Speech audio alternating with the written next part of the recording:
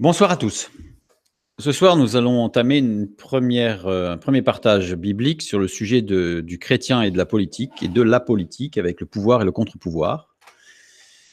Parce qu'avant de répondre aux questions sur comment un chrétien doit-il se positionner au niveau de la politique d'une façon générale, mais aussi des mouvements politiques, des réactions politiques, et en particulier du contre-pouvoir lorsque je dirais que la politique dérape ou ne fonctionne pas bien, ou en tout cas développe une gestion injuste. Alors, quel doit être le positionnement du chrétien? Doit-il manifester, par exemple, ou pas? Doit-il lever des pétitions ou pas? Doit-il participer à des pétitions ou pas? Tout ça, on le verra par la suite. Mais dans un premier temps, ce que je voudrais faire ce soir, c'est un petit peu présenter le fonctionnement global de l'Assemblée, puisque c'est comme ça que parle la parole de Dieu, et en fait du peuple de Dieu. Et de fait, de l'État. Parce qu'à partir du moment où le peuple d'Israël est rentré dans le pays de Canaan, dans la terre promise, eh bien, il y avait des Israélites, mais il n'y avait pas que des Israélites. Et donc, il y avait une gestion étatique, on va le voir au fur et à mesure. Il y avait une gestion étatique de l'État d'Israël, qui était une gestion basée évidemment sur la parole de Dieu, avec, on va le voir par moments, on le verra plus tard, pas ce soir, mais par moments, en fait, des dérives, puisqu'il y a des rois qui n'ont pas du tout suivi la parole de Dieu. Mais ce qui avait été mis en place permettait, plus ou moins, enfin on verra, de ceux qui suivaient Dieu, la parole de Dieu, de réagir de façon opportune et de façon équilibrée et juste. Mais ça, on le verra plus tard. Ce soir, on va surtout se concentrer sur la construction, la gestion du peuple de Dieu et donc de l'État, d'un État. Donc forcément applicable après à divers niveaux, évidemment. Voilà, c'est ce que je voulais dire en introduction. On va commencer par l'Ancien Testament, qu'on appelle le Tanakh, est découpé en 3 sections. Nous avons la première section qu'on appelle la Torah, les 5 premiers livres de la Bible, Genèse, Exode, Lévitique, Nombre, Deutéronome. Ensuite, nous avons une deuxième section qui concerne ce qu'on appelle les Nevi'im. Donc ici, il y a la liste des Nevi'im, et qu'on appelle les prophètes. Alors déjà, on reviendra sur ce sujet. Pourquoi le livre de Josué, le livre des juges, fait partie des prophètes? Donc là, il va falloir qu'on définisse ce qu'est un prophète pour pouvoir comprendre pourquoi le livre des juges, le livre de Josué, par exemple, ou le livre de Samuel, roi, se trouve être parmi les prophètes. Surtout que les 4, Josué, juge, Samuel et roi, on les appelle les premiers prophètes. Alors c'est encore plus surprenant. On fait vraiment ce distinguo. Et ensuite, on appelle les autres les derniers prophètes. Ensuite, il y a la 3e section de l'Ancien Testament, qui sont les Ketuvim. Les Ketuvim qu'on appelle les écrits. Les écrits. Donc, les psaumes, proverbes, etc. Donc, on remarque que dans notre esprit, il y a des livres comme le livre de Daniel qui serait plutôt dans les prophètes, alors qu'en fait, il n'est pas dans les prophètes, il est dans les écrits. Mais c'est parce qu'on a une très mauvaise définition de ce que c'est qu'un prophète et ce que c'est qu'une prophétie. Je dirais presque d'une façon générale, peut-être un petit peu trop générale, mais pour faire vite, dans le christianisme, une prophétie, c'est ce qui raconte l'avenir. Et on verra que ce n'est pas du tout ça. Une prophétie n'est pas une vision de l'avenir, ce n'est pas une boule de cristal dans laquelle on découvre des choses sur l'avenir. Une prophétie, c'est une explication des paroles de la parole de Dieu qui nous permettent de comprendre ce qu'il s'est passé, ce qui se passe ou ce qui se passera. Mais ce n'est pas une description de ce qui se passera. On n'est pas le prophète n'est pas un devin. Ça, c'est un découpage rabbinique. Hein. C'est un découpage, c'est un découpage qui est antérieur à Jésus-Christ, hein, et qui est conservé aujourd'hui. Le christianisme n'a pas du tout le même découpage. Oui, il faut le souligner, merci. C'est que c'est un découpage, je dirais, historique de ceux qui ont construit le Tanakh, c'est-à-dire les Juifs, le judaïsme, les rabbins. Voilà. Donc, on verra au fur et à mesure pourquoi ce découpage. On va voir qu'il est forcément très opportun. Il est à propos. Donc la première section, on appelle la Torah, description des débuts de l'humanité et des difficultés rencontrées jusqu'à l'établissement d'un peuple pour Dieu. C'est-à-dire qu'on a Adam et Ève, première difficulté, la chute, exclusion du jardin. Ensuite, fratricide, entre Abel et Caïn, déjà ça commence entre deux frères, il y en a un qui tue l'autre, donc fratricide. Ensuite, on va voir qu'en fait, si on regarde rapidement, si on survole, en fait, on voit bien que la Torah, c'est la problématique de la fraternité et de la sœuralité, c'est-à-dire c'est construire ensemble, puisque ça commence avec Abel, Caïn, et ça finit avec Joseph et ses frères. Et entre les deux, on a Jacob, Ésaü, on a... En fait, tout le long de la construction, de l'établissement d'un peuple pour Dieu, un peuple qui va aller vers Dieu, bien en fait, il y a ce problème de la construction ensemble, du construire ensemble, avec le problème de la fraternité et de la sœuralité. Se termine sur des règles de fonctionnement édictées une fois que le peuple sera dans le pays promis. C'est-à-dire qu'à la fin, on a le Deutéronome, qui est un livre un petit peu particulier, un livre charnière, qui va donner des règles de fonctionnement pour l'époque où le peuple sera dans la terre promise, qui va arriver dès le livre de Josué avec la conquête. Ça veut dire que Moïse, qui ne participe pas à la conquête et à l'entrée dans le pays de Canaan, va, de la part de Dieu, donner des directives sur la gestion du pays. Donc on va avoir les premières directives qui vont être dans le Deutéronome pour plus tard. Donc le livre du Deutéronome. Ensuite, on a les Nevi'im, les prophètes, donc qui sont en deux parties, c'est pour ça qu'il y a deux couleurs, pour montrer les deux parties, les premiers prophètes et les derniers prophètes. Description de l'organisation du peuple de Dieu dans le pays promis. C'est-à-dire qu'en fait, si on regarde bien, on voit que de Josué jusqu'à Malachie, en passant par-dessus les Ketuvim, c'est-à-dire les livres qu'on appelle parfois, j'ai le nom qui m'échappe, tout ce qui est chants et poèmes, bref. Donc, les livres poétiques, etc., oui. Si on les bypasse, sachant que les Lamentations, l'Ecclésiaste, oui, Esther, Daniel, c'est surprenant. Je vois qu'il y a une faute, puisque l'Ecclésiaste est 2 fois. Il manque Néhémie, c'est ici. C'est ici, en fait. Il y a Lamentation et Ecclésiaste, c'est Néhémie, là. Il faudra que je corrige sur le document. Donc ça, c'est la description de l'organisation du pays, avec les difficultés d'organisation, avec les retours en arrière, les avancées, etc. Se termine sur l'organisation de la royauté demandée par le peuple à Samuel. Donc ça, on a au niveau des premiers prophètes. Là, c'est pour ça que c'est gardé la couleur vert clair. J'aurais dû le signaler peut-être un peu plus, mais les premiers prophètes, eux, s'arrêtent à partir du moment où il y a un roi. Après, c'est les derniers prophètes. Et on en reparlera, mais juste une petite remarque. La première fois qu'il est parlé explicitement d'un prophète, c'est Samuel. Parce que tant qu'il n'y avait pas de roi, il n'y avait pas besoin de prophète. À partir du moment où il y a eu un roi, il y a eu besoin d'un contre-pouvoir, un prophète. Mais ça, on en parlera un peu plus précisément plus tard. Donc voilà. Alors, j'ai mis le livre des rois, et j'ai mis entre parenthèses le S, parce que le découpage du premier et du deuxième livre des rois est chrétien. C'est-à-dire qu'à l'origine, il y avait un livre des rois. Le Talmud, qui a été écrit au 1er siècle après Jésus-Christ, pour des raisons de facilité, a repris le découpage chrétien des versets et des livres, donc a découpé le livre des rois en 2. Mais au départ, il n'y en avait qu'un. On le voit dans les textes bibliques.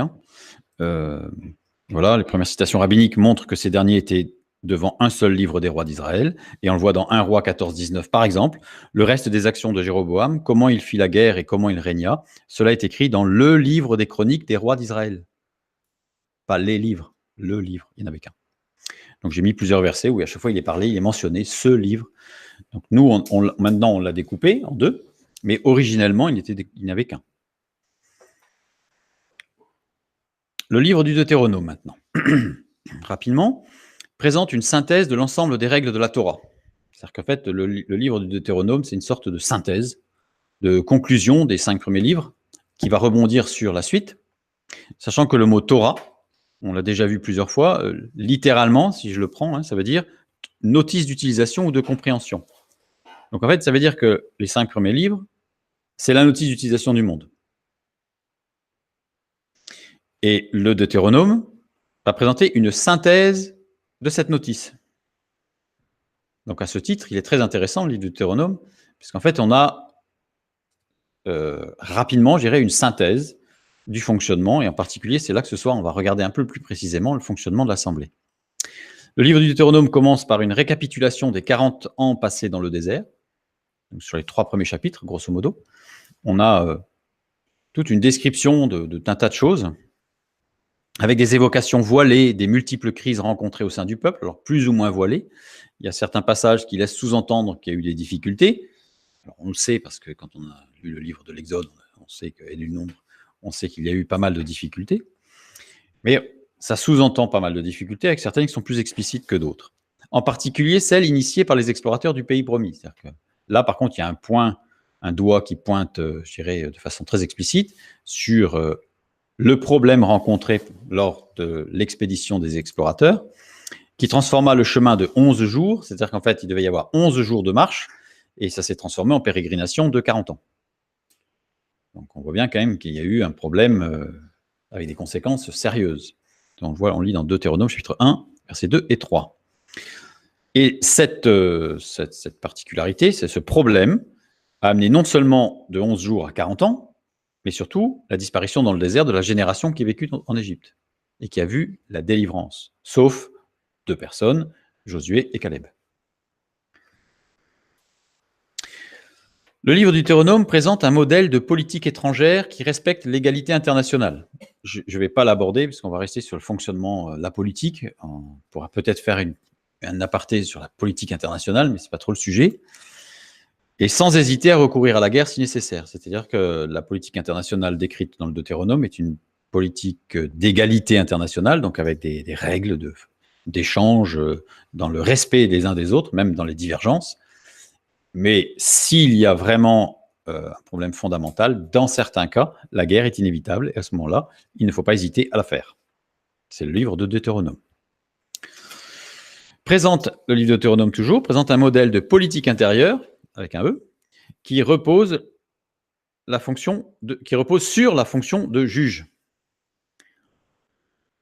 En fait, la fonction principale sur laquelle va peser, je dirais, va se fonder le fonctionnement de la politique intérieure, c'est la fonction de juge.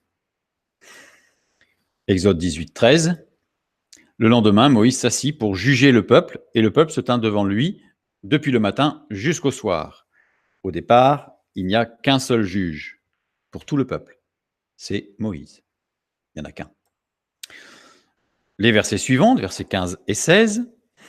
Moïse répondit à son beau-père, Jéthro, « C'est que le peuple vient à moi pour consulter Dieu. Quand ils ont quelque affaire, ils viennent à moi.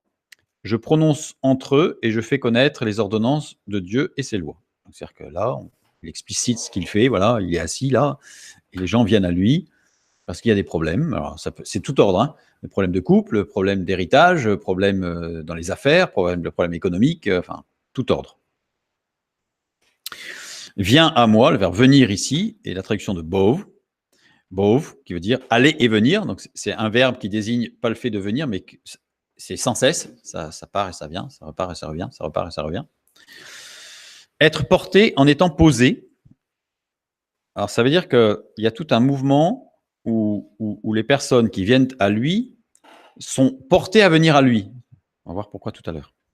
Moïse avait établi un système administratif centralisé. C'est-à-dire qu'en fait, il y avait tout un système qui faisait que tout arrivait à lui. Voilà. On va voir ça un petit peu plus en détail, mais un système administratif centralisé, tout ce qui est économique et social passe par Moïse, un homme. Je prononce entre eux, shaphat, qui est le verbe juger. Donc, je juge entre eux. Mais le verbe juger, c'est pas comme nous, on l'entend aujourd'hui, c'est pas une condamnation. C'est-à-dire que c'est prendre une décision par rapport à un différend, par rapport à un problème d'incompréhension, par rapport à une injustice, etc. Donc, c'est prendre une décision formelle. On ne va pas trop expliciter aujourd'hui la fonction de juge, on le verra la semaine prochaine, sur comment fonctionnait le juge, pourquoi, comment, quelle base il avait, etc., etc. On verra ça plutôt la semaine prochaine. Reprenons les versets 13 à 18 d'Exode 18. Le lendemain, Moïse s'assit pour juger le peuple, donc c'est comme d'habitude, hein, et le peuple se tint devant lui depuis le matin jusqu'au soir. Le beau-père de Moïse vit tout ce qu'il faisait pour le peuple et il dit : « Que fais-tu là avec ce peuple ? Pourquoi sièges-tu seul et tout le peuple se tient-il devant toi depuis le matin jusqu'au soir ?» Moïse répondit à son beau-père : « C'est que le peuple vient à moi pour consulter Dieu. Quand ils ont quelque affaire, ils viennent à moi. Je prononce entre eux et je fais connaître les ordonnances de Dieu et ses lois. » Le beau-père de Moïse lui dit : « Ce que tu fais n'est pas bien. Tu t'épuiseras toi-même et tu épuiseras ce peuple qui est avec toi, car la chose est au-dessus de tes forces, tu ne pourras pas y suffire seul. » Là, on a coutume de voir le beau-père de Moïse rempli de sagesse, puisqu'on nous dit que c'est un sacrificateur de Madian, c'est-à-dire que littéralement, c'est un prêtre de Madian, donc c'est un prêtre. Alors, il y a des commentaires qui vous disent « Oui, mais il adorait Dieu ». Littéralement, c'est un prêtre qui était idolâtre et qui était un prêtre des dieux de Madian. Et donc là, on essaie de nous dire qu'il est rempli de sagesse, et on va voir que pas trop. Même pas du tout. Deux remarques fondamentales du beau-père de Moïse. En fait, Jéthro, le beau-père de Moïse, fait deux remarques fondamentales. Il en fait d'autres, mais sous-jacentes, on ne va pas les regarder. On va regarder les deux principales. Que fais-tu là avec ce peuple ? Pourquoi sièges-tu seul ? C'est la première remarque. Que fais-tu ? Le verbe faire ici, c'est asa. Asa qui veut dire fabriquer, construire. C'est pas qu'est-ce que tu fais, c'est qu'est-ce que tu es en train de construire. Donc là, il y a une dynamique. Tu es en train de construire quelque chose, mais qu'est-ce que tu construis là ? Surtout qu'il est conjugué au participe actif. Donc, qu'est-ce que tu es en train de construire ? Ce n'est pas quel est ton but pour plus tard, c'est maintenant. Tu es en train de construire quoi ? Et comment ? Donc, être en train de se fabriquer. Qu'est-ce que tu es ? Parce qu'il est au participe actif. Donc, c'est-à-dire, qu'est-ce que tu es en train de te construire ? Donc là, Jéthro dit à Moïse, il ne dit pas qu'est-ce que tu es en train de construire, c'est qu'est-ce que tu es en train de te construire. Donc, il est très orienté sur son gendre. Pourquoi sièges-tu seul ? Yachab. Yachab veut dire être bien fermement assis, être bien établi. Pourquoi es-tu bien établi tout seul ?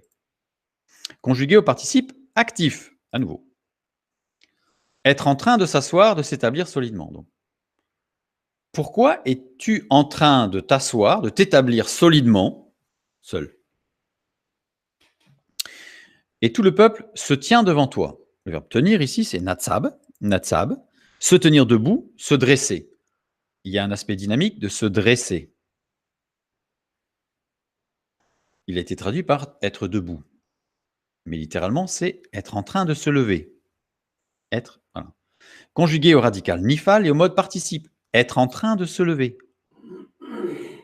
Et tout le peuple est en train de se dresser. Être en train d'être fermement dressé, érigé. Donc le peuple est en train de fermement s'ériger.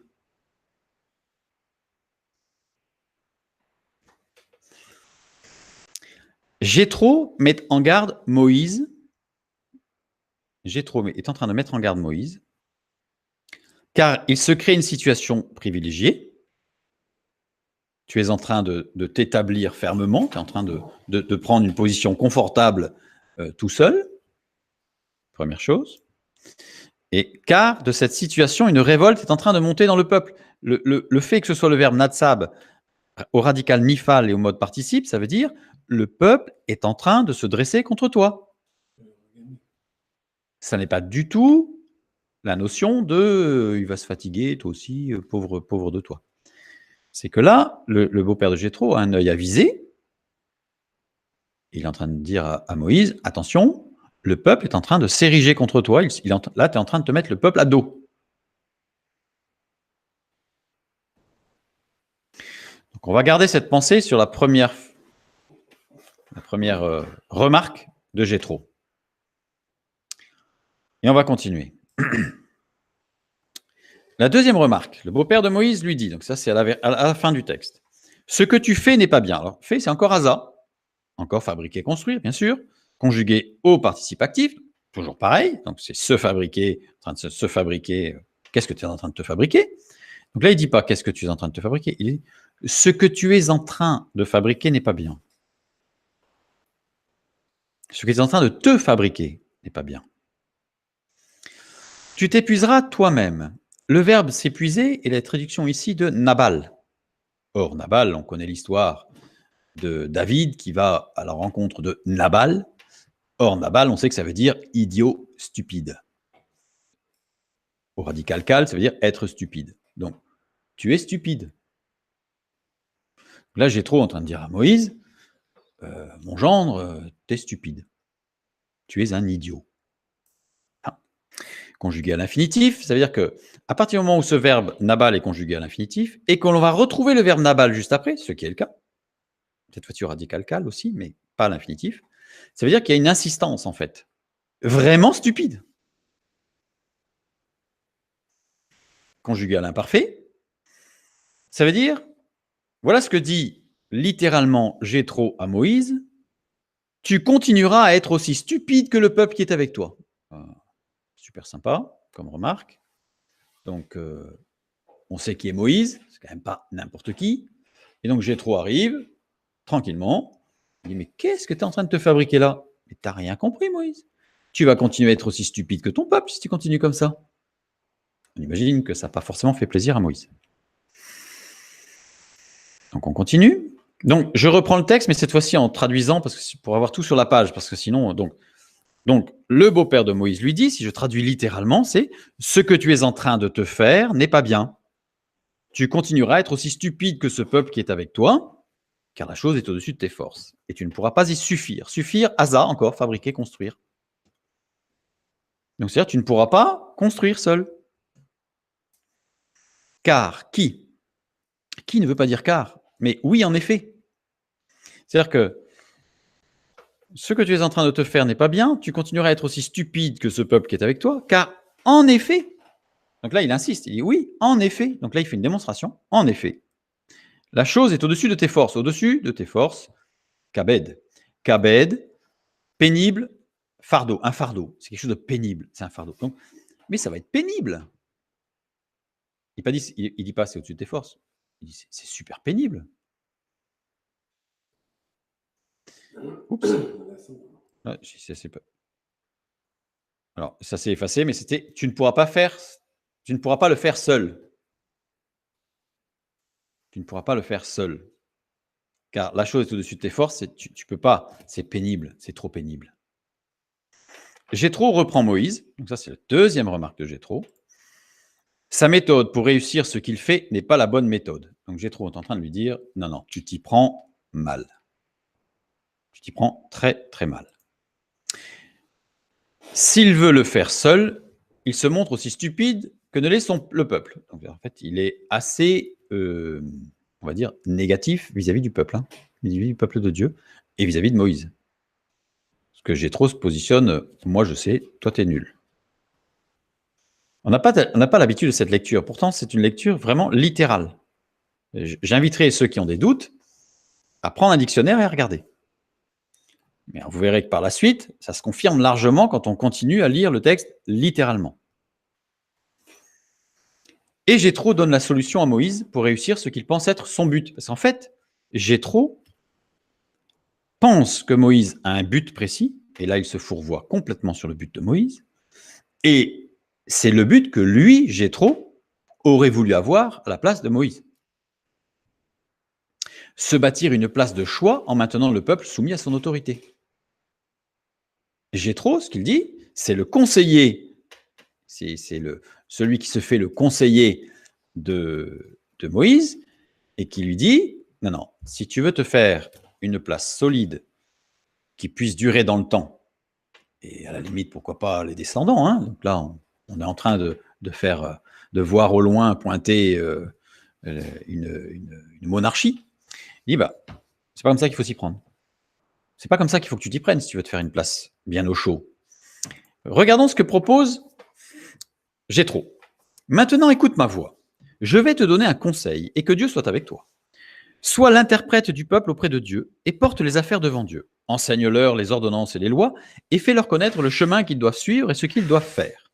Choisis parmi tout le peuple des hommes capables, craignant Dieu, des hommes intègres, ennemis de la cupidité Établis-les sur eux comme chefs de 1000, chefs de 100, chefs de 50 et chefs de 10.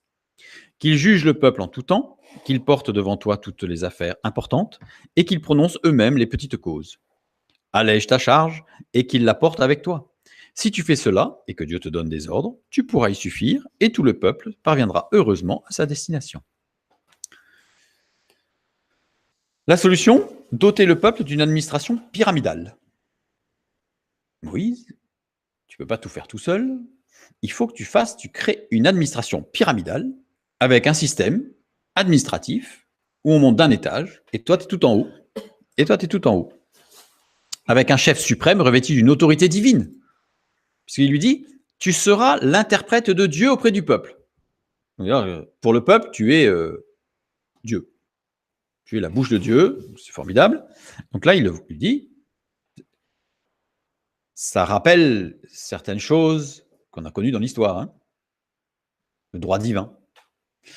Donc là, c'est ce que suggère Jéthro. Et il dit à Moïse, sois l'interprète du peuple auprès de Dieu et porte les affaires devant Dieu. Donc tu es l'intermédiaire du peuple. Le peuple, il ne doit pas s'adresser à Dieu, il n'y a que toi. Donc tu es la porte d'entrée.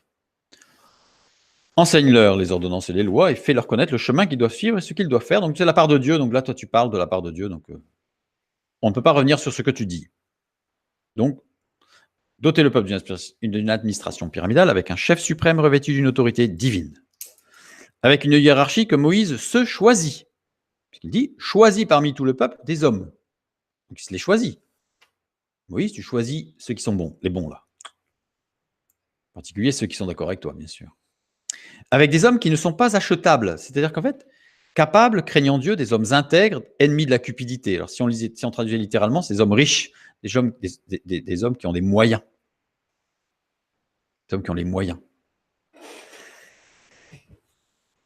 Donc ils ne sont pas achetables. Donc ils sont riches. On ne va pas leur proposer de l'argent, ils en ont déjà plein. Donc, il faut prendre des gens comme ça qui ne sont pas achetables parce qu'ils ont déjà tout ce qu'il faut.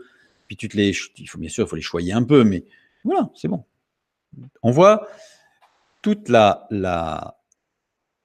évidemment, comment on va dire, toute ressemblance avec des choses modernes serait fortuit. Je ferme la parenthèse. Donc, on a un principe, en fait, de fonctionnement qui est ce que l'on connaît malheureusement dans notre société et ce qu'on a connu tout au long de notre histoire. On a un conseiller, ici, qui donne des directives pour asseoir sa puissance, pour asseoir son autorité divine, système hiérarchique. On choisit les gens pour que ce soit des gens qui soient des vassaux, hein, c'est-à-dire qui soient déjà tout à notre cause. Comme ça, tout va bien. Tout va bien. Alors, je fais juste une petite parenthèse rapidement pour bien comprendre ce qu'il donne là. C'est qu'en fait, dans cette hiérarchie, on a l'impression que c'est un peu complexe et puis on se dit c'est super lourd, quoi. Un chef de 10, un chef de 50, un chef de 100, un chef de 1000.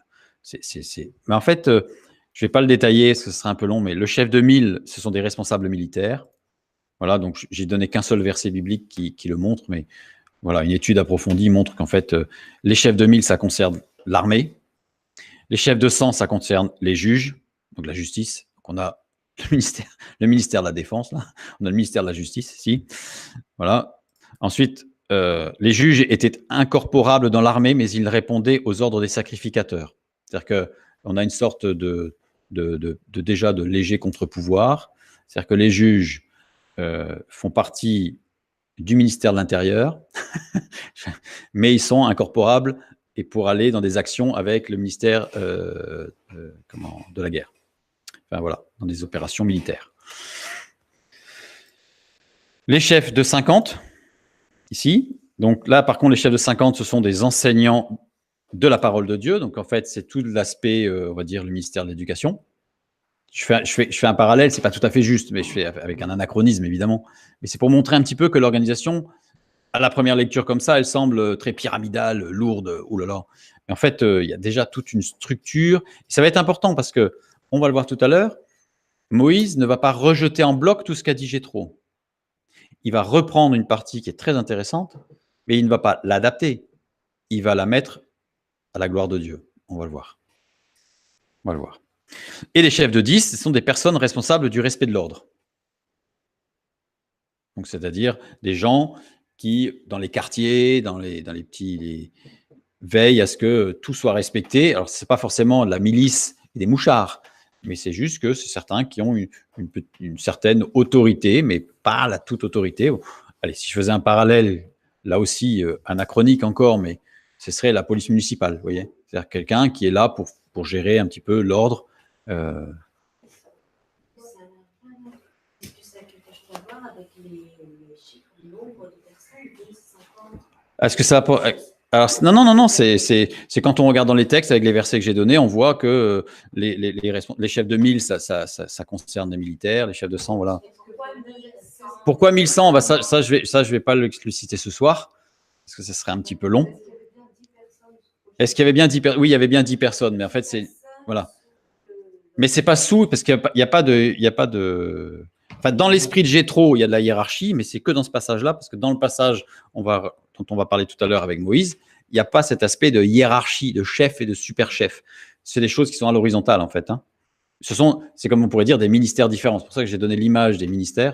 C'est juste pour montrer, parce qu'on parle politique un peu là, mais c'est juste pour montrer que ce sont des choses différentes. Mais les nombres sont respectés. Ça veut dire que là, il fallait nommer 78 600 personnes. C'est juste pour vous donner un ordre de grandeur de l'administration à mettre en place. Hein, étant donné les nombres. Oui, voilà, ce que j'ai trop dit. C'est Jéthro, ça. Donc Jéthro, il est en train de mettre un système bien lourd, blindé, on va dire.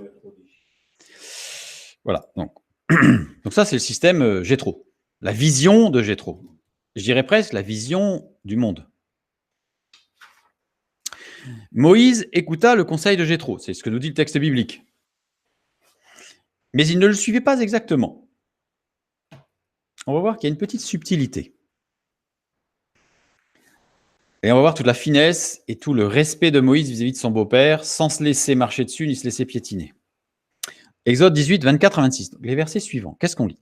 Moïse écouta la voix de son beau-père et fit tout ce qu'il avait dit. Bon, on a l'impression que Moïse, c'est un peu une carpette. Hein. Excusez-moi, mais c'est un peu... beau-père, il a parlé, alors bloup, Moïse y fait.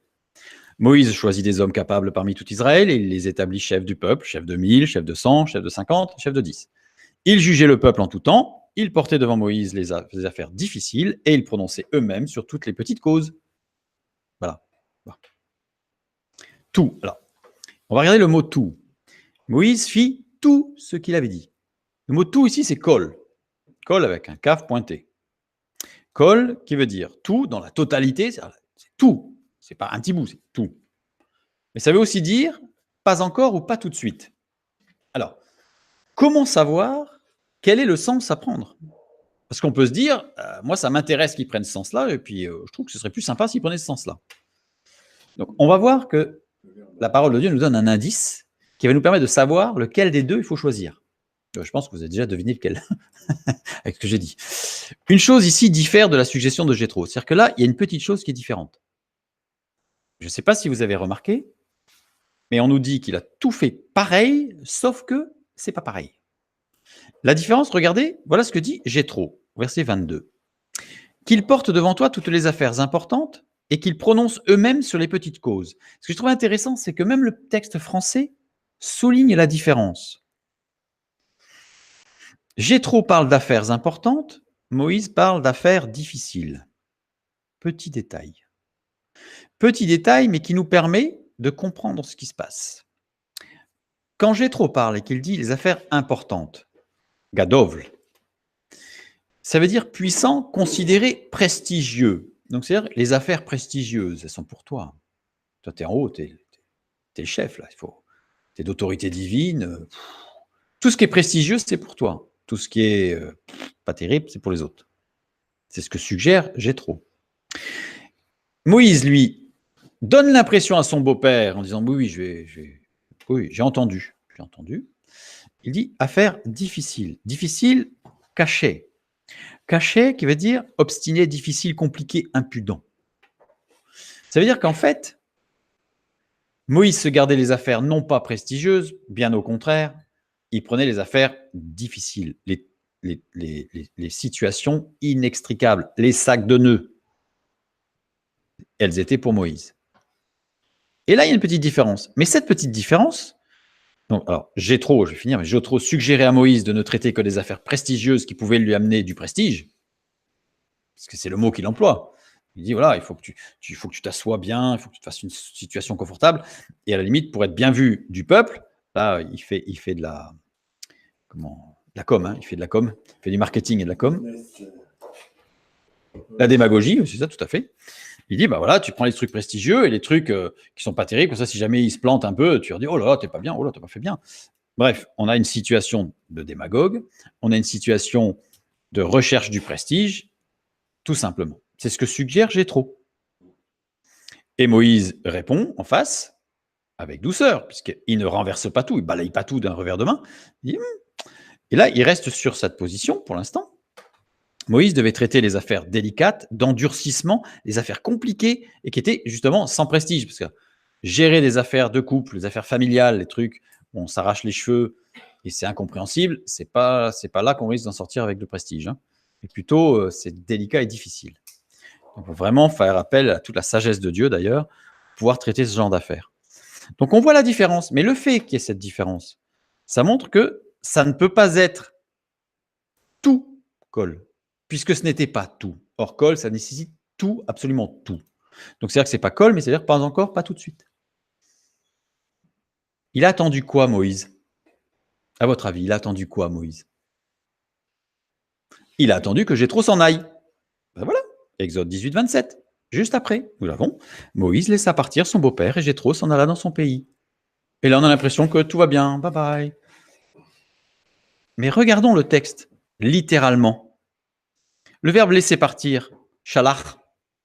Shalach veut dire pousser, tirer, jeter hors d'eux. Il est au radical piel.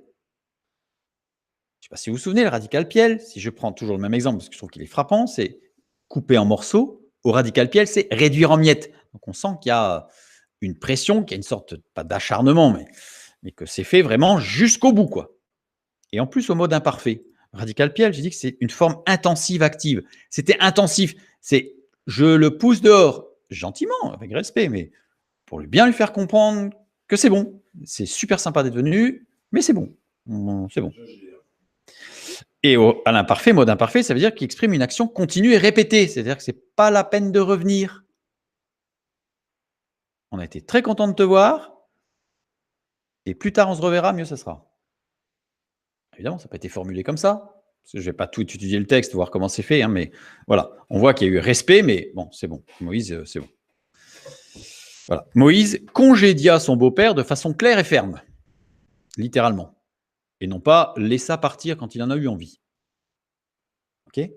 Donc en fait, Moïse a attendu. Alors on va voir qu'il a attendu un peu plus longtemps que le départ de son beau-père. Alors la première chose qu'il a fait, oula, on va voir, Moïse écouta le conseil de Jéthro. Mais il ne le suivit pas exactement et pas tout de suite. C'est ce qu'on a vu tout à l'heure, on avait dit pas exactement, et en fait, pas exactement et pas tout de suite.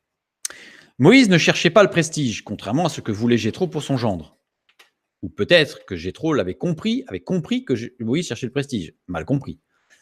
Ce qui serait surprenant. Je pense plutôt que Jéthro cherchait à mettre son gendre dans une situation très confortable, comme ça sa fille elle est très confortable, et pourquoi pas lui, tout simplement. Hein, rester le conseiller du monarque. Pas tout de suite, Moïse continua à gérer seul le pays. Il gérait l'ensemble des interventions économiques et sociales du peuple. Une gestion de l'ensemble des interventions économiques et sociales du peuple, ça s'appelle un État-providence. Évidemment, c'est un anachronisme, c'est moderne, mais c'est pour vraiment montrer ce qui se passe. Moïse pensait sérieusement qu'il avait la capacité de gérer tout. Et comme il a continué à gérer le pays comme ça, il y a eu des conséquences. Il y a eu des conséquences. Les conséquences prévues par Jéthro, parce que tout ce qu'a dit Jéthro n'était pas que stupide. Il a dit des choses stupides, mais il n'a pas dit que des choses stupides. Et en particulier, ce qu'il avait bien relevé, c'est que le peuple était en train de se lever contre Moïse. Et nous le voyons dans Nombre chapitre 20, verset 2. Il n'y avait point d'eau pour l'assemblée, et l'on se souleva contre Moïse et Aaron. C'est clair que Moïse, c'est à cause de lui s'il n'y a pas d'eau. Ça, tout est de la responsabilité du système Providence, même les intempéries climatiques. Attends, cette nuit, il a fait super froid, Moïse. Attends, c'est pas normal là-haut. Qu'est-ce qu'il y peut, Moïse? C'est l'État-providence. C'est-à-dire qu'à un moment donné, tout doit redescendre, puisqu'il s'est positionné tout en haut et qui gère tout, eh bien, il doit gérer tout, même l'ingérable. Donc là, on a le peuple qui réagit face à ce que j'appellerais ce système-providence, parce qu'on ne peut pas appeler État-providence, parce que ce serait un anachronisme vraiment important. Donc voilà. Donc le peuple se souleva, Ka'al. Ka'al, au radical Nifal, ça veut dire que ça a deux sens. Se réunir pour des raisons religieuses, se réunir pour des raisons politiques, mais négatives à chaque fois. C'est pas pour se faire du bien. C'est parce qu'il y a quelque chose qui ne va pas. Alors on se réunit pour dire ça ne va pas.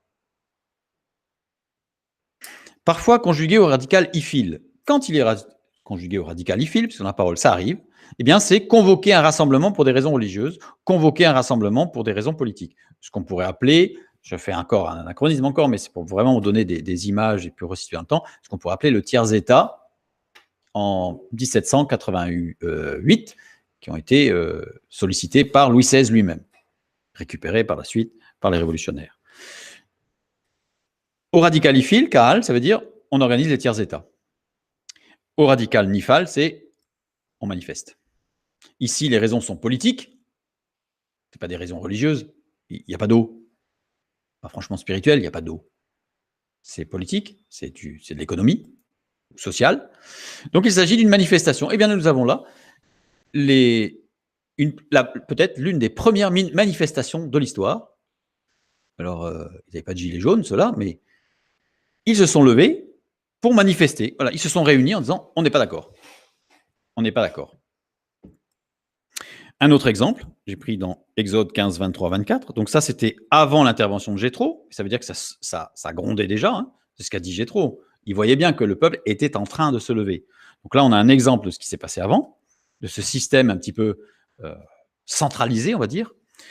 Ils arrivèrent à Mara, mais ils ne purent pas boire l'eau de Mara parce qu'elle était amère. Donc là, il y avait de l'eau, mais elle n'était pas bonne.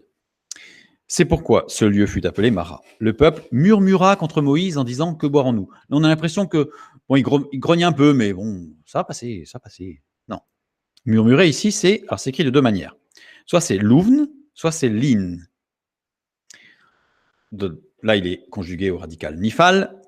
Donc, si c'est louvn au radical nifal, ça veut dire veiller pour obséder quelqu'un par des plaintes politiques, et en particulier veiller la nuit. C'est-à-dire qu'on est debout la nuit, et on se plaint pour obséder, pour excéder quelqu'un, pour que ça bouge. Et si c'est lin, au radical nifal toujours, veiller pour obséder quelqu'un par des plaintes spirituelles. C'est-à-dire qu'en fait, on considère qu'il y a un dysfonctionnement religieux, spirituel dans une assemblée. Et à ce moment-là, là c'est cette écriture-là qu'on aurait.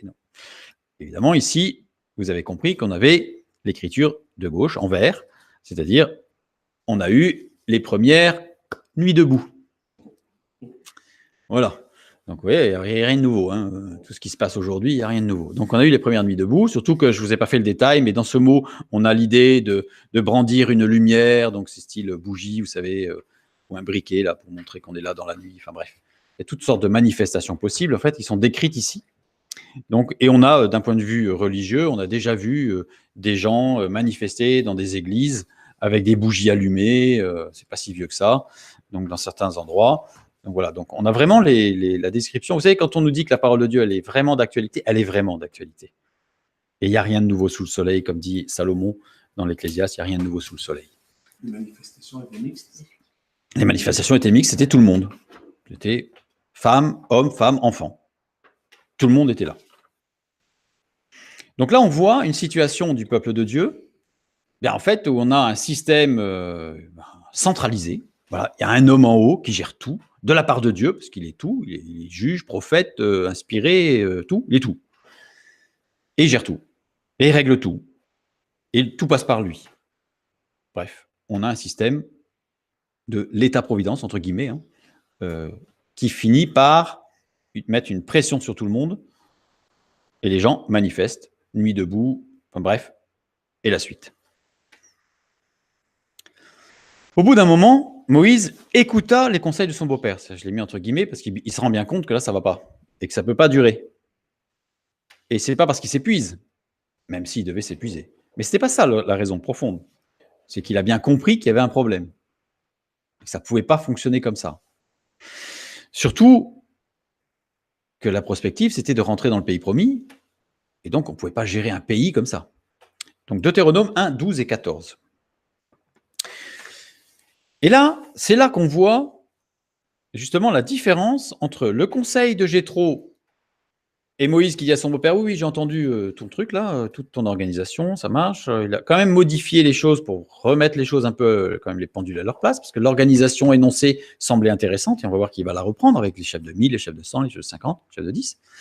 Mais il lui dit, non, je ne cherche pas le prestige. Donc là, il a mis les points sur les i avec son beau-père, et ensuite il l'a congédié. Et maintenant, il revient.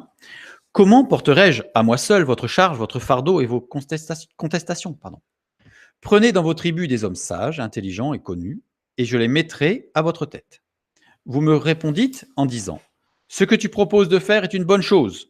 Donc là, il parle au peuple. Je pris alors des chefs de vos tribus, des hommes sages et connus, et je les mis à votre tête comme chefs de 1000, chefs de 100, chefs de 50 et chefs de 10, et comme ayant autorité dans vos tribus. Là, on peut se dire, Moïse, il va un peu fort, il ne cite même pas Jéthro quand même, c'est pas son idée quand même.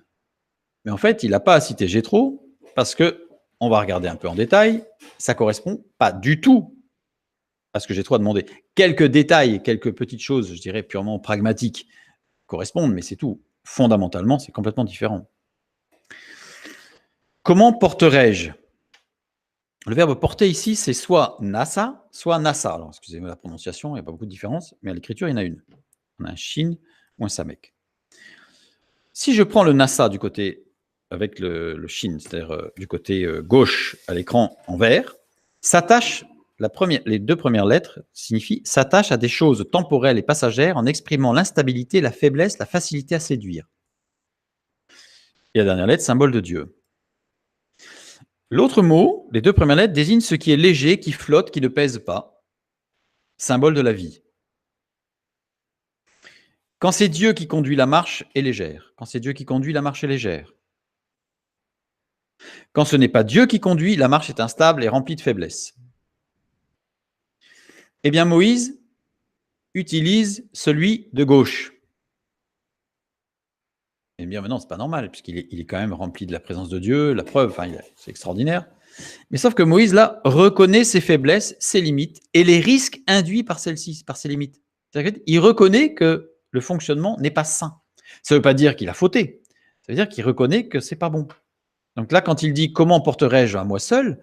il dit en fait « J'ai des faiblesses et il y a un risque. » On ne peut pas construire le pays et les siècles, les milliers d'années à venir dans la gestion d'un pays là-dessus, sur des faiblesses et sur des risques. Donc, il faut faire autrement. Votre charge. Je ne peux pas porter votre charge. Charge, ici, c'est torach. Torach. Il n'y a que deux occurrences. Donc, c'est un mot particulier qu'il est difficile de cerner. Donc, pour le cerner, on va regarder sa construction. C'est ce que j'ai fait. Puisque l'autre, c'est dans Ésaïe, chapitre 1, verset 14, je crois, de mémoire. La première lettre imprime une résistance. Les deux lettres suivantes désignent le souffle, l'Esprit de Dieu.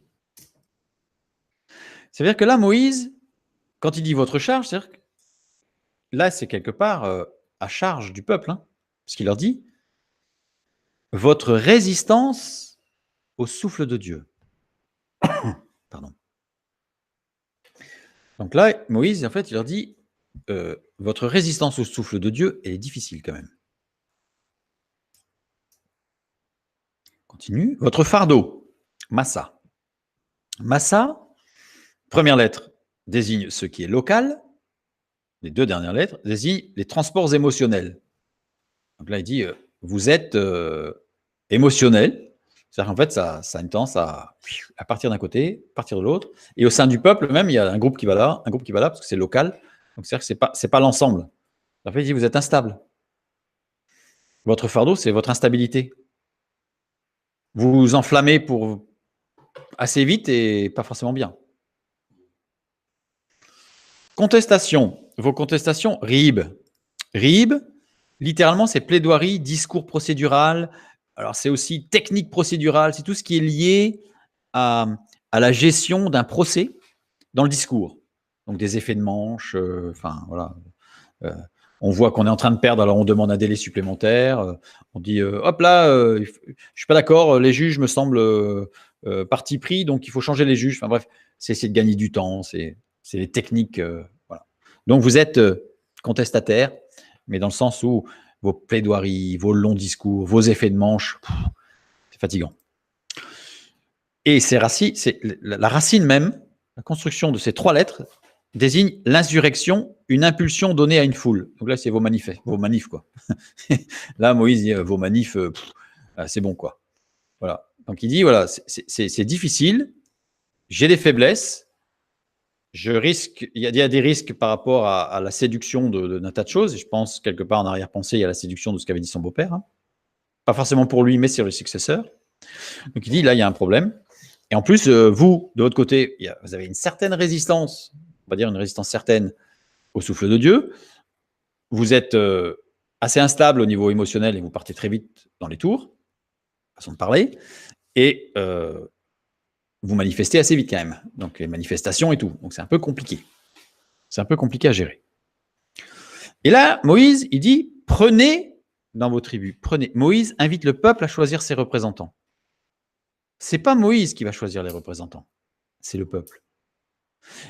Et je les mettrai, et c'est Moïse qui attribuera les fonctions à chacun. On va avoir ici les bases fondamentales de la démocratie, sans que ce soit une démocratie. Parce que remarquez bien que la parole de Dieu n'annonce jamais ni une théocratie, jamais, ni une démocratie. Mais cependant, les fondements même de la démocratie sont ici.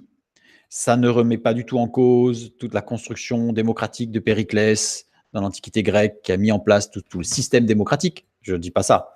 Je dis simplement que ce n'est pas Périclès qui a fondé la démocratie, le principe de la démocratie, le principe démocratique. Mais avec un certain équilibre, on va le voir. Comparons la proposition de Jéthro et la décision de Moïse.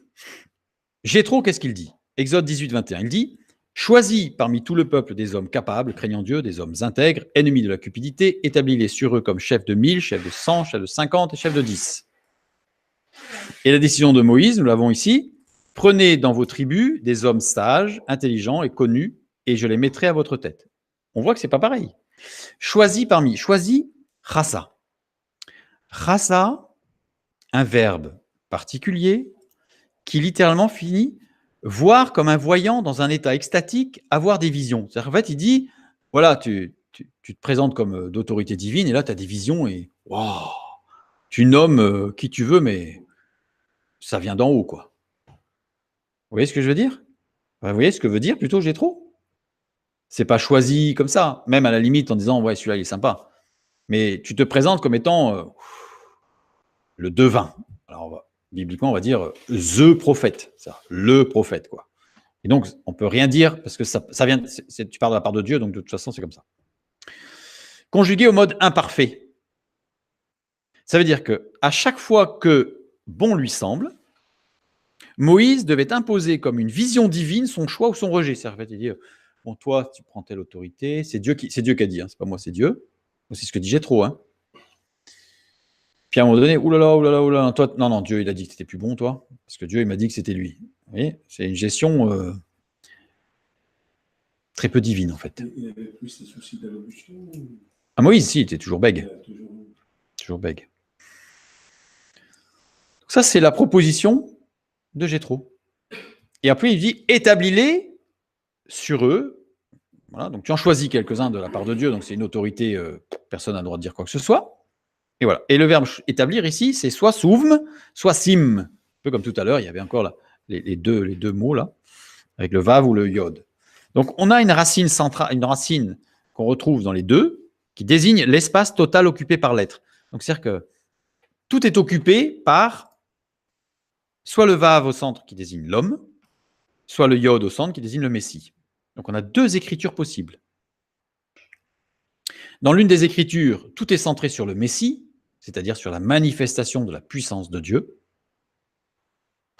Et dans l'autre construction du mot, tout est centré sur l'homme. Je vous laisse deviner lequel a employé Jéthro. Jéthro a employé celui avec le vav, c'est-à-dire Jéthro insiste sur la politique de Jéthro est centrée sur l'homme avec un H majuscule. C'est ce qu'on pourrait presque appeler de l'humanisme avant l'heure. D'accord? Donc ici, Jéthro lui dit l'homme. Au centre de tout, c'est l'homme. Dans toute sa puissance, avec un petit p.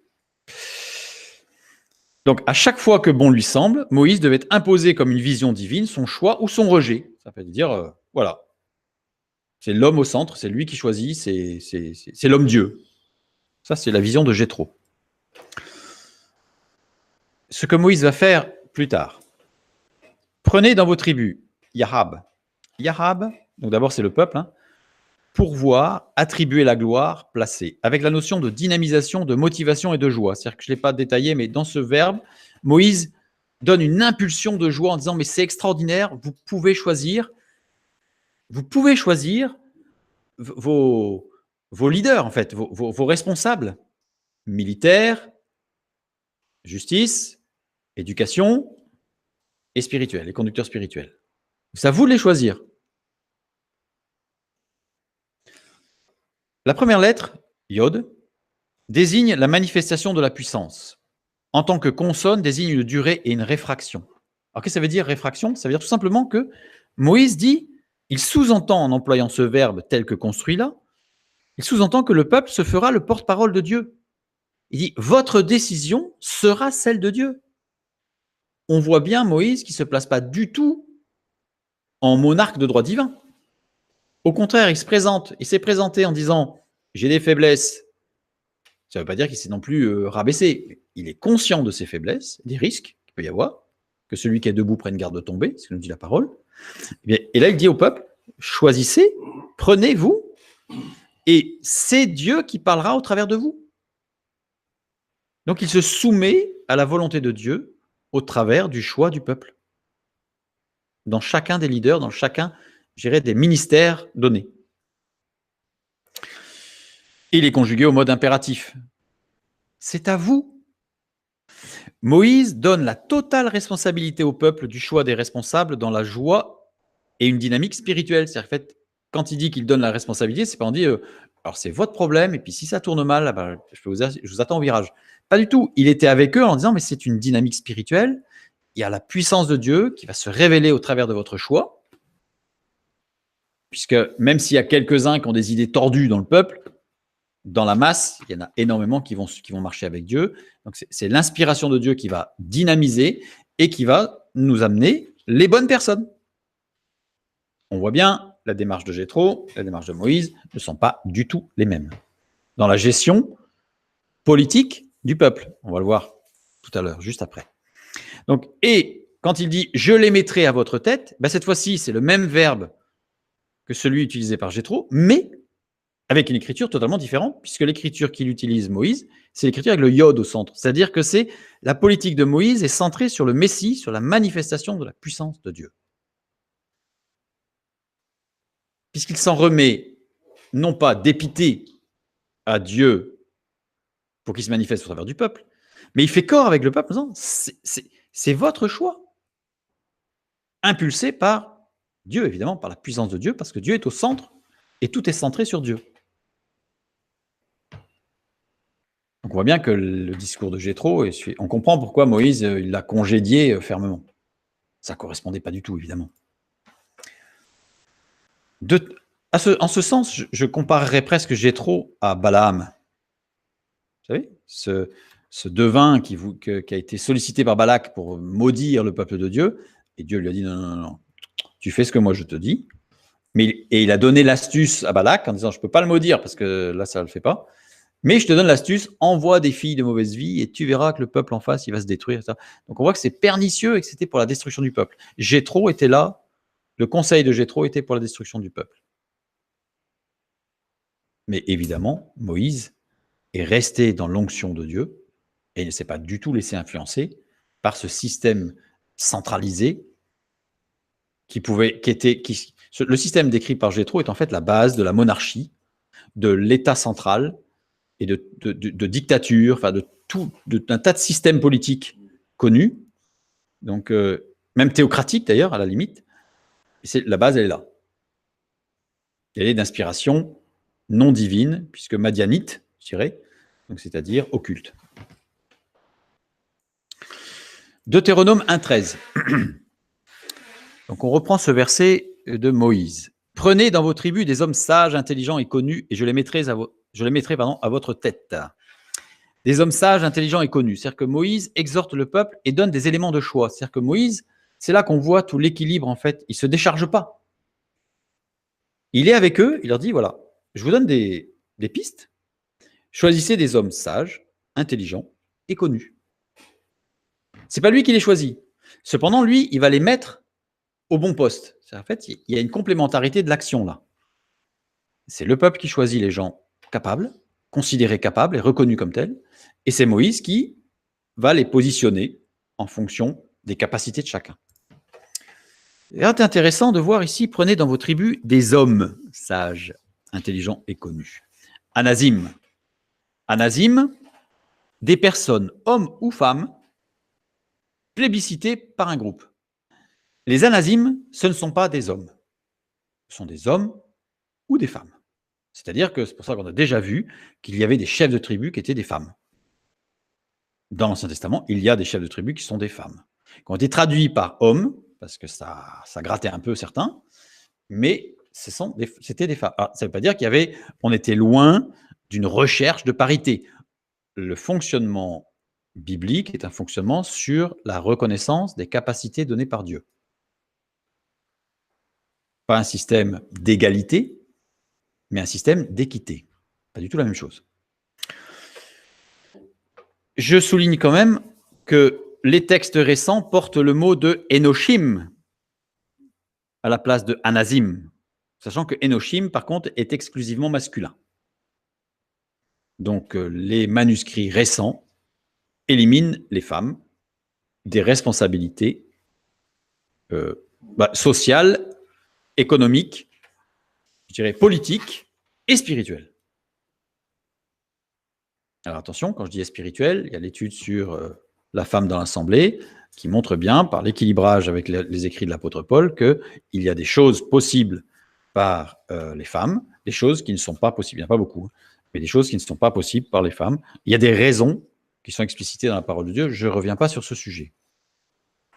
Mais là, en tout cas, au niveau des responsabilités, je dirais, pratiques, politiques, de gestion, ce sont autant les hommes que les femmes. Sage, Hakam. Hakam, les deux premières lettres, tout ce qui saisit intérieurement pour amener de la saveur, c'est très positif. Tout ce qui désire, appelle et espère. Donc là, on est vraiment dans le positif. Et la lettre Meim, à la fin, placée en fin de mot, réunie en un seul être, tous ceux d'une même espèce. C'est-à-dire que c'est quelqu'un qui est reconnu par tous ceux qui cherchent ce qui est bon, quoi. Voilà, donc il y a une dynamique de globalisation et il y a un représentant. Voilà, un représentant. Tu dis pas prophète. Ah non, je ne dis pas prophète, absolument pas. Parce que là, ce n'est pas du tout la même chose. Et d'ailleurs, ce n'est même pas la même racine que le mot prophète. Donc ici, ceux que Moïse désigne comme sages désignent des personnes, j'ai fait exprès de mettre des personnes, hommes ou femmes, constructives et plébiscitées pour leur qualité de gestionnaire de crise. C'est-à-dire qu'en fait, ils sont dynamisants, ils sont reposants, mais ils gèrent les crises de façon dynamique, posée et agréable pour tous. C'est-à-dire qu'ils cherchent la saveur, qui cherche quelque chose de doux. Ce n'est pas des gens qui tranchent à coups de hache ou d'épée à tout va. Les gens intelligents, bin, au radical nifal, habiles à expliciter, à verbaliser. Donc il faut que ce soit des gens qui soient doux, des gens qui soient habiles à expliciter et à verbaliser les choses, parce que parfois les conflits, dans beaucoup de cas, les conflits viennent d'un défaut de verbalisation. C'est-à-dire qu'en fait, on n'a pas compris ce que voulait l'autre, et puis à un moment donné, on ne parle pas la même langue, en fait. Il y a des mots qui ont des connotations ou des choses pour l'un, pas pour l'autre, bref. Donc, à partir du moment où on a quelqu'un qui va être capable d'écouter et de retranscrire les choses, donc de verbaliser, on va pouvoir apaiser et trouver une solution. Donc, il faut que ce soit quelqu'un qui soit habile à expliciter et à verbaliser. Sous-entendu, à écouter. Pour verbaliser et expliciter, il faut écouter. Ici, il est écrit, dans sa déclinaison et sa conjugaison, Unebonim, c'est trop intéressant parce que c'est son unique emploi. C'est-à-dire qu'en fait, on le retrouve que là, dans cette écriture. Pourquoi? Parce qu'en fait, l'écriture a un sens particulier. En fait, il faut que ce soit quelqu'un qui soit converti. C'est ce que ça veut dire. Le vav pointé désigne quelqu'un qui a été transformé, c'est une conversion, une transformation d'un état en un autre. Les deux lettres suivantes, nun beit, désignent la connaissance de la parole de Dieu. Donc quelqu'un qui soit converti, qui connaisse la parole de Dieu.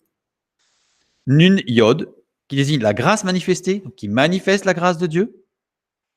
Et meim désigne la dispensation, la généralisation est reconnue par tous. Là, je dirais, on a un exemple tout près qui s'appelle Étienne dans le Nouveau Testament.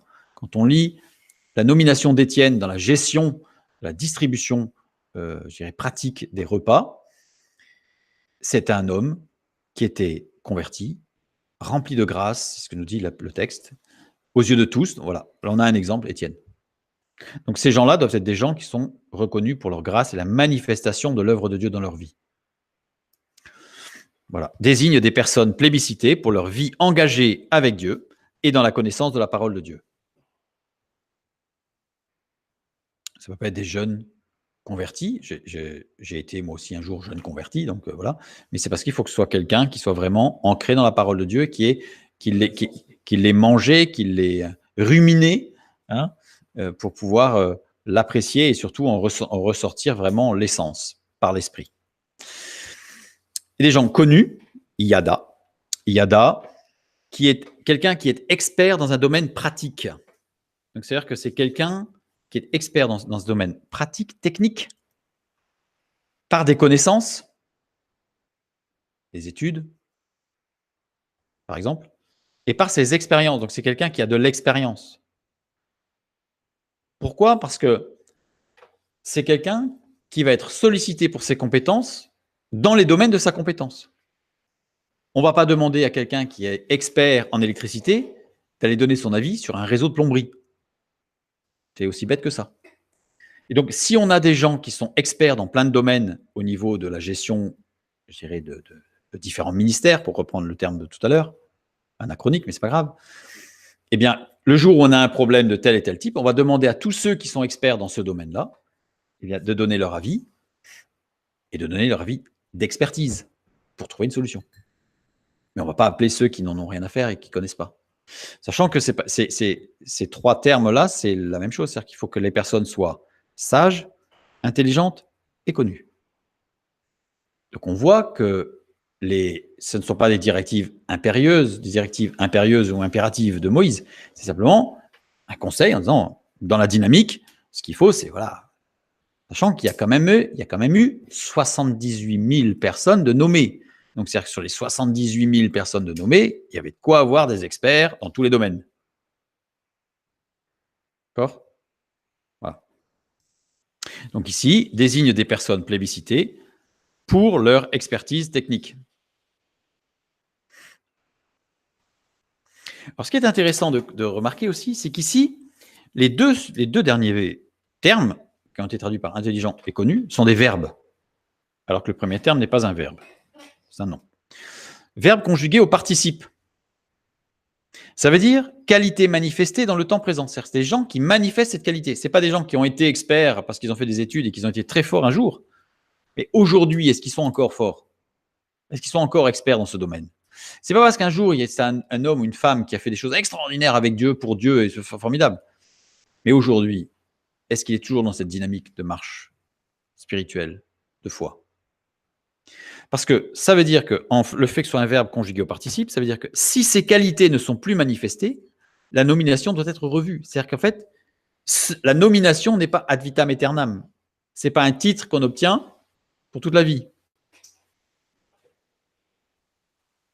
C'est quelque chose qui doit être totalement revu à partir du moment où la qualité n'est plus manifestée. Donc là, on est loin d'avoir quelqu'un qui va s'asseoir dans la facilité ou dans une position sociale reconnue, et puis voilà, terminé, on s'assoit. Ça nécessitera donc un renouvellement régulier de toutes ces personnes de référence. ces référents. Et je préfère dire ces référents plutôt que cette hiérarchie, parce qu'il n'y a pas de hiérarchie, ce sont des référents. Des référents. Oups. Là, on va s'arrêter là pour aujourd'hui, pour la fin de la première partie. Comme ça, on a vu un petit peu la manière de fonctionner de l'État, de l'Assemblée, comment Dieu a amené Moïse.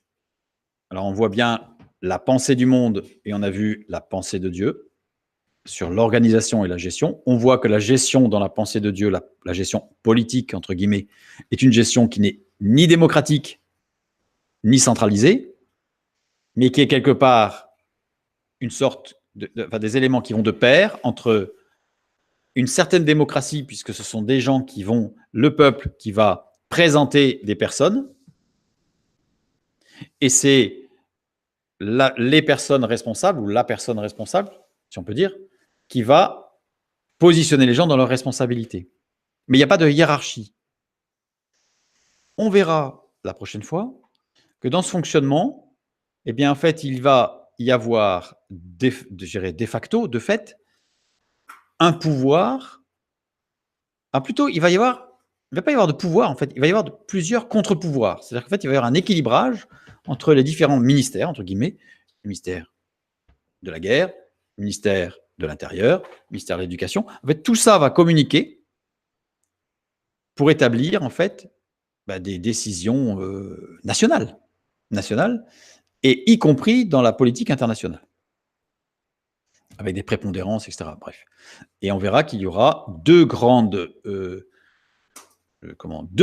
contre-pouvoirs qui vont se dessiner et qui vont véritablement être efficients à la royauté, c'est-à-dire à Saül, David, Salomon, et après c'est parti.